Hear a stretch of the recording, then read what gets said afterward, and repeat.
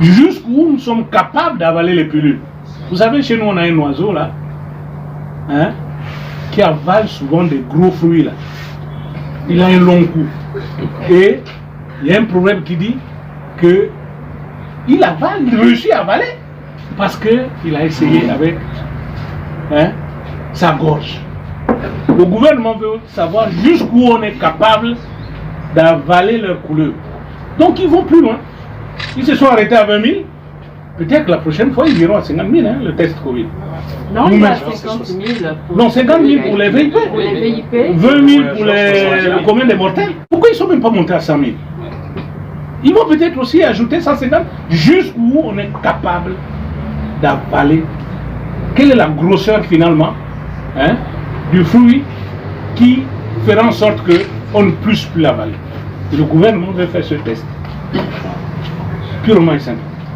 C'est la raison pour laquelle, sincèrement, je crois que trop c'est trop. Et ne nous trompons pas aussi de cible. Ne nous trompons pas de cible parce qu'il faut qu'on ait un langage de vérité. Tous nos malheurs là viennent de qui? Parce qu'il y a des noms que vous ne voulez pas citer. Parce que je vais vous dire, dans un pays normal, parlons de normalité, je ne vais pas vous dire ce que moi je pense. Sinon vous allez encore... Mais dans un pays normal, le président de la République, il est élu par le peuple.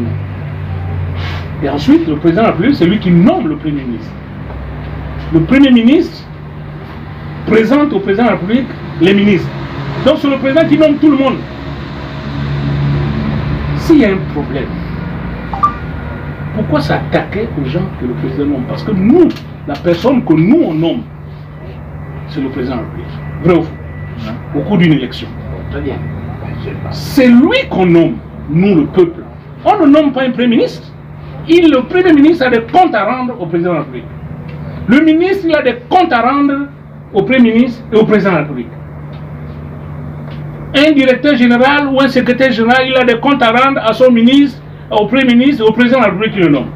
Mais celui qui a des comptes à nous rendre, parce que c'est nous qui l'avons nommé, c'est le président de la République. Et donc quand ça ne marche pas, c'est là-bas qu'il faut frapper. Parce que c'est lui qui est responsable de toutes les personnes qu'il nomme. C'est lui qui doit corriger sa copie. Le Premier ministre vient de prendre un arrêté.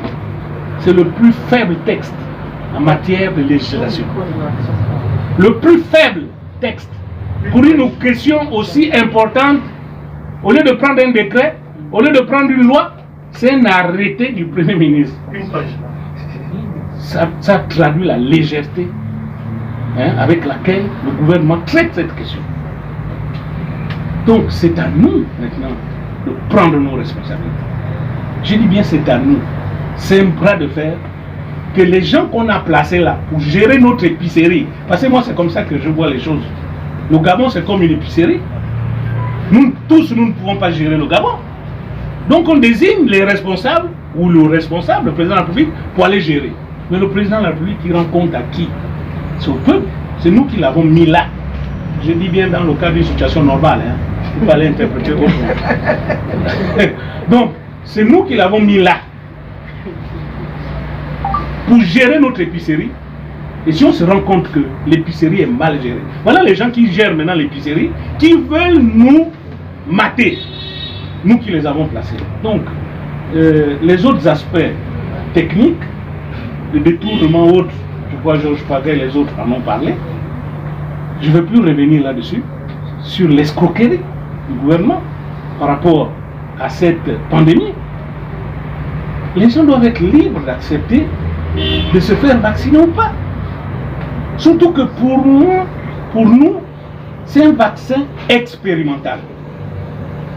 Donc, les expériences, on les fait avec les chimpanzés, avec les gorilles, et avec les chiens. Maintenant, quand c'est avec les hommes, c'est avec leur volonté, leur accord. Hein? Les expériences avec les êtres humains, c'est avec leur accord. Quelqu'un a dit, un vaccin doit protéger de la maladie. Le vaccin de la fièvre jaune nous protège de la fièvre jaune. Le vaccin de la rougeole nous protège de la rougeole. Mais le vaccin du Covid-19 nous protège de quoi? En toute rigueur. Puisque tu peux toujours attraper la maladie.